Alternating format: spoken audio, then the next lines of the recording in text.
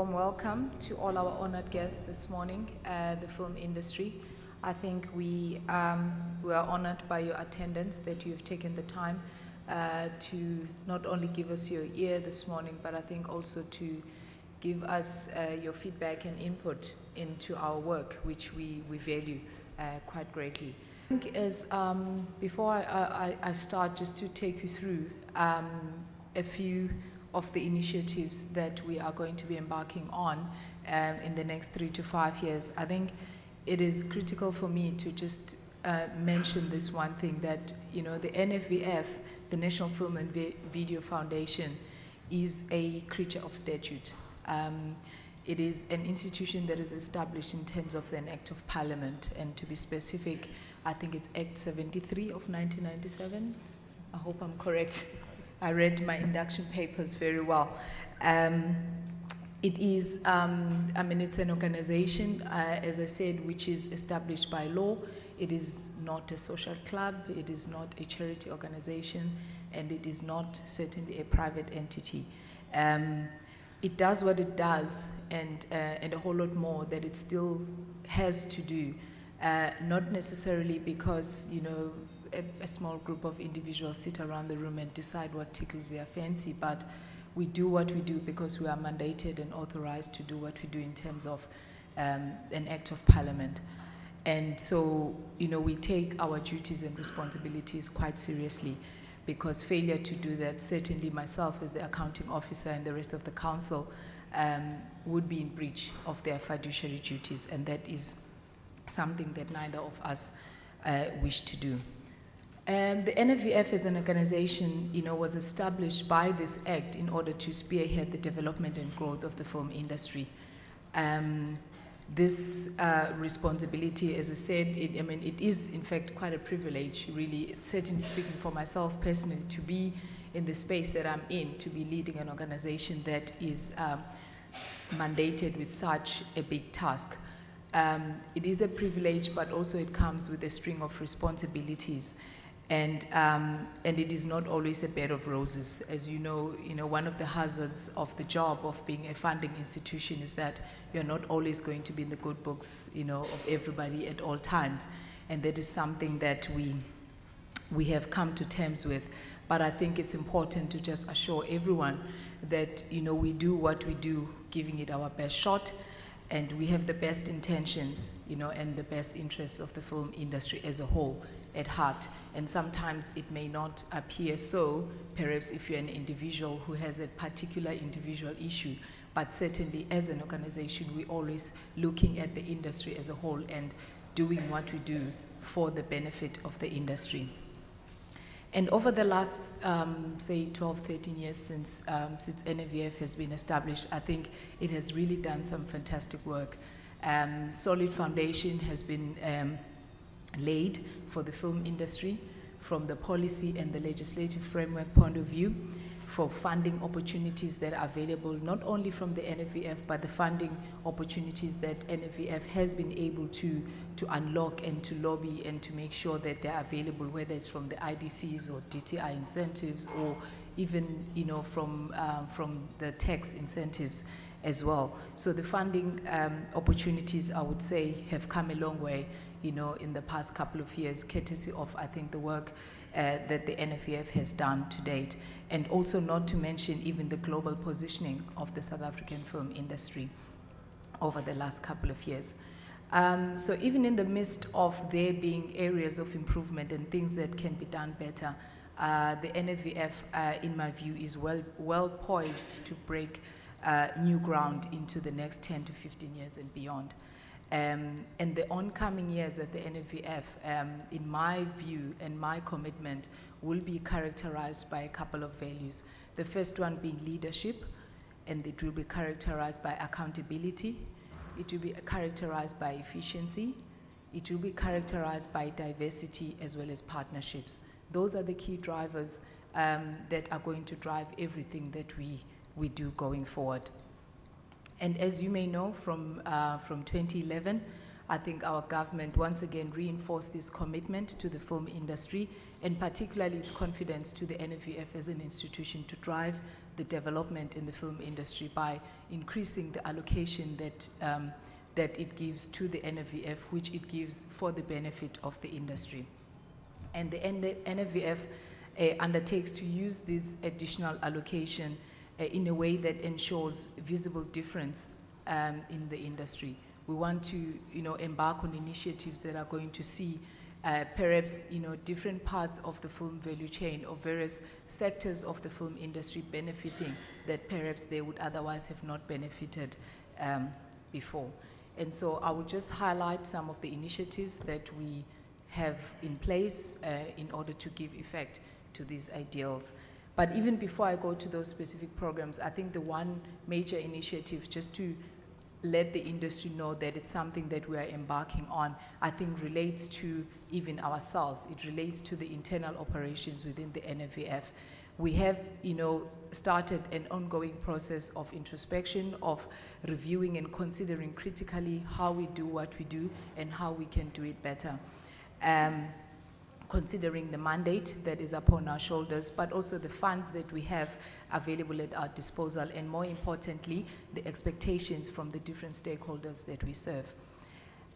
This is an ongoing process, and we trust that the industry will soon be able to reap the rewards of such introspections in the experiences that they have with us as an institution. I think the one major point that also, I think, typifies the work that we plan to do going forward is, as I said, diversity will be one of the key values. And for us, it goes even to the extent of diversifying our funding allocations. Our council during 2010, in fact, gave us as management the instruction that we need to spread the pie that we have available. And by that, we mean we need to look at even the different tiers of the industry. We need not only be looking at the funding that we make available for, the high budget films, but we need to look at stimulating the low budget film industry. And just a few things. Usually, I think at DIF, we come and we repeat what we'd said the year before. This year is slightly different because of the new council, new CEO. The first big change that's different this year than from last year is the appointment of advisory panels. We have 3 advisory panels that replace the evaluation panels that the NFVF used to use. Evaluation panels were industry people who assessed applications for development, for production, for training, for market and festivals. And on the basis of the recommendations of those evaluation panels and the NFVF management team, a recommendation would then be forwarded to council, and council would then either say yay or nay on the basis of that recommendation. What is different this time around is that the advisory panels members of the advisory panels were nominated by industry and were then selected by council on the basis of those nominations. And each panel is made up of 5 members of industry, and they meet on a quarterly basis with the NFVF management to go over recommendations. It's a very interesting process. I think the NFVF management was traumatized at first by the notion of having even more meetings in addition to the many other meetings that we have. But so far, I think we're up and running.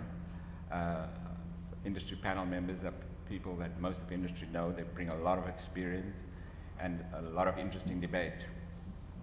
So it is a change in the way we operate. And I think we have to admit that actually it is a good change. And it's not arbitrary. The second thing that has changed since last year, and this comes out of industry's desire and the council's insistence, is the publishing of deadlines every quarter for submissions. Now, I'm sure you will not blame us for requesting that we don't behave like typical South Africans and only submit on the last day of the deadline. these projects have to be read by every panel member, and they have to make a recommendation before the meeting. They have to understand what it is that we want to achieve as an institution in the development of the industry and the projects that we fund. So after the first deadline was published, we had a massive increase in the number of applications submitted. It's going to be interesting to see how we navigate that space before the council meets on the 8th of August. They're stated fairly soon with the criteria for funding. And we will share with you the evaluation form that the advisory panels utilize in production and development to make their recommendations on. So a version of that will be published on the website so that you will know ahead of time whether in fact your project will meet the criteria for funding by the NABF. Because a lot of the time, I think, it's particularly when people are unsuccessful in obtaining funding, they believe that there's some individual within the NABF who's got it in for them and is just not going to fund them. But the criteria are going to be transparent, they're going to be clear, and you will get a letter, a summary really of why you, of the reasons for why you get the funding or why you're not going to get the funding. But the idea is not to fund. I think it is important for industry to understand that even though our budget has doubled, the pot is still small compared to similar institutions internationally. We have enough funds to fund 10 features for budgets in the range of 8 to 10 million. We've got funding available to fund development of features, 15 features per annum. We've got funding available to fund 15 documentaries in development per annum. We've got funding to fund a maximum of 15 documentaries in production. And there are limits, there are maximums. We have a very strange situation where people seem to take chances where they apply for development funding for example, a feature script, and they want 3 million for the development of that script. Now, when you approach us that way, you actually are closing yourself off to a real engagement, because what you're demonstrating is that you've not gone into the website, you don't understand the criteria, and you actually have insufficient knowledge of the industry to know what script writers are being paid and what development funds are designed to do. The other new thing that we have added into our funding this year is the funding of television concepts.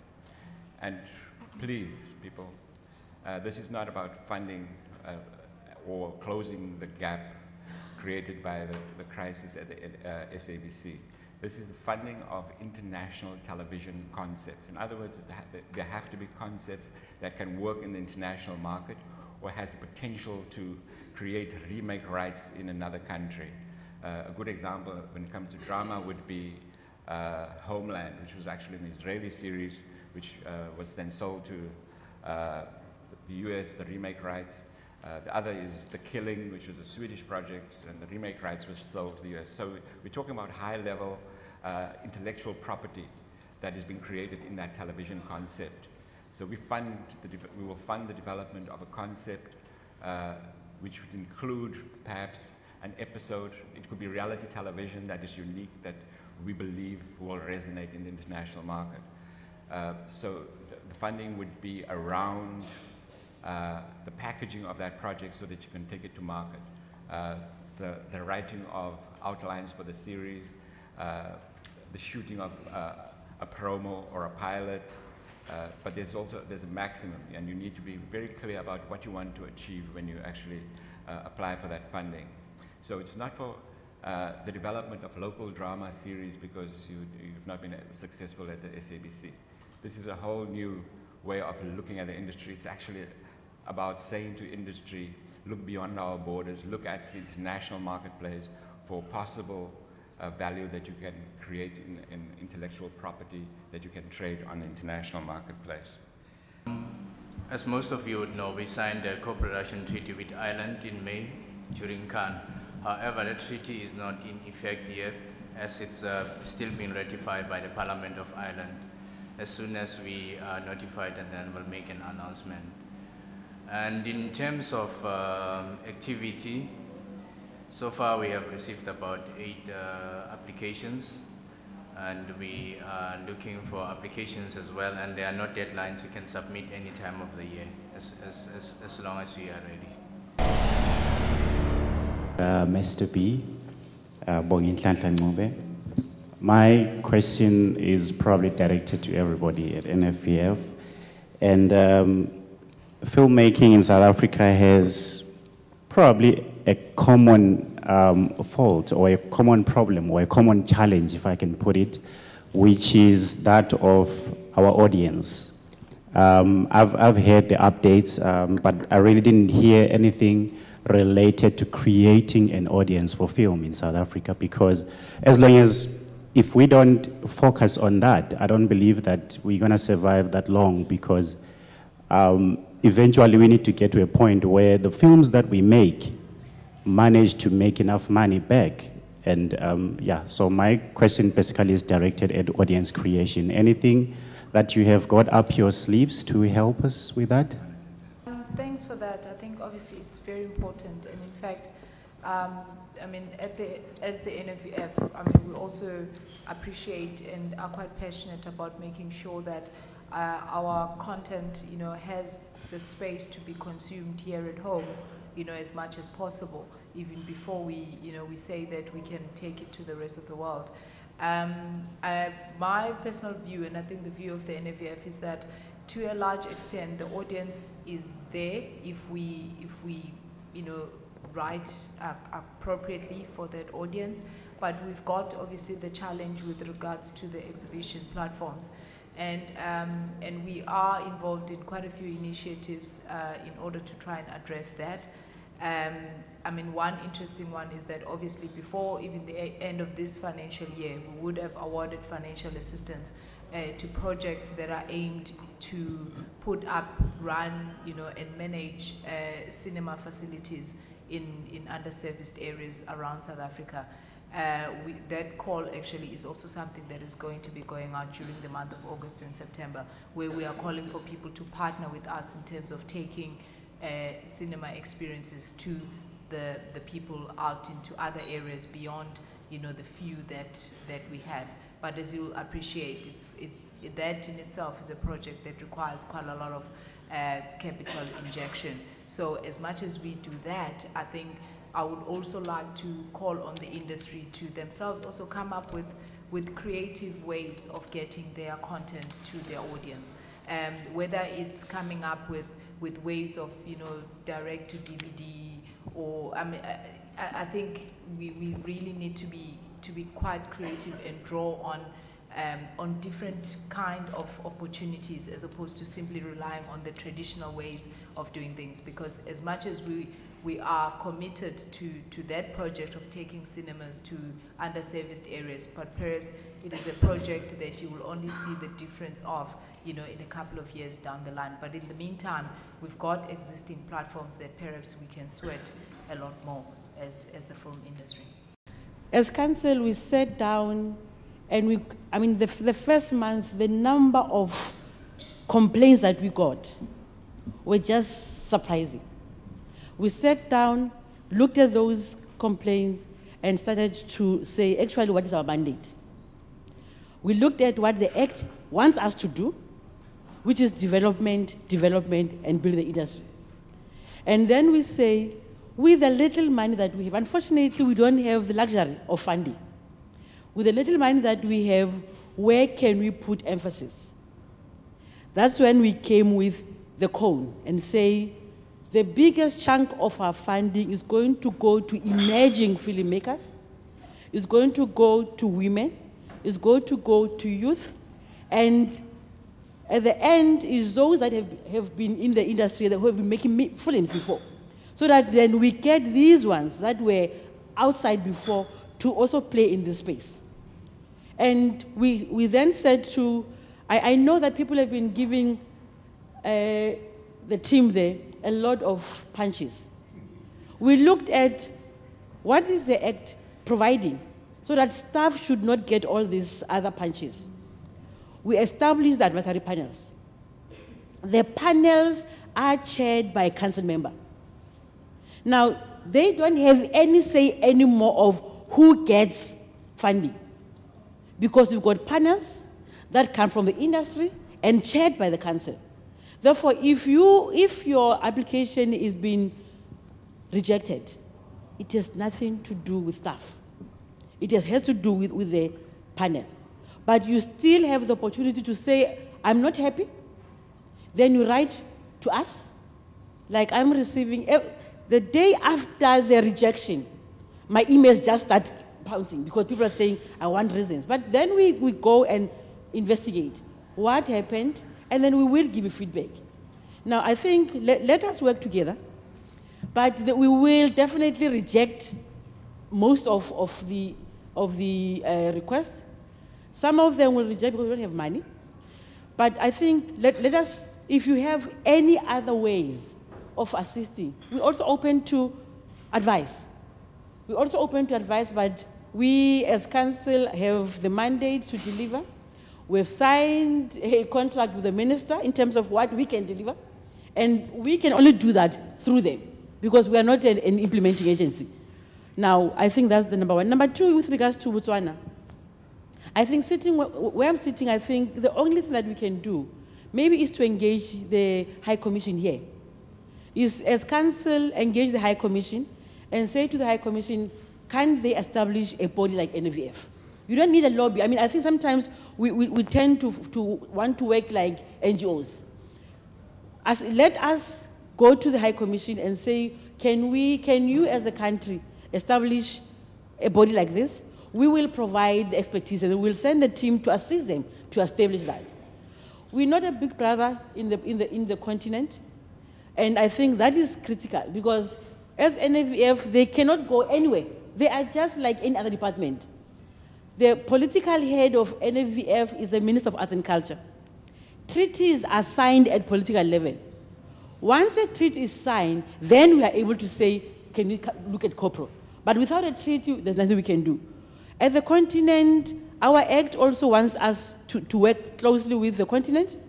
We had sent some staff members twice to AU because AU wants to establish a film commission for Africa. And we were saying to the department, can we get, as NVF, can we also sit in that board because we are the experts in film? Now, once that is finalized, we will be able to say, as NVF, this is how we can contribute as a country in the continent. At the moment, it's still in discussions. Once it's finalized, then we will have that.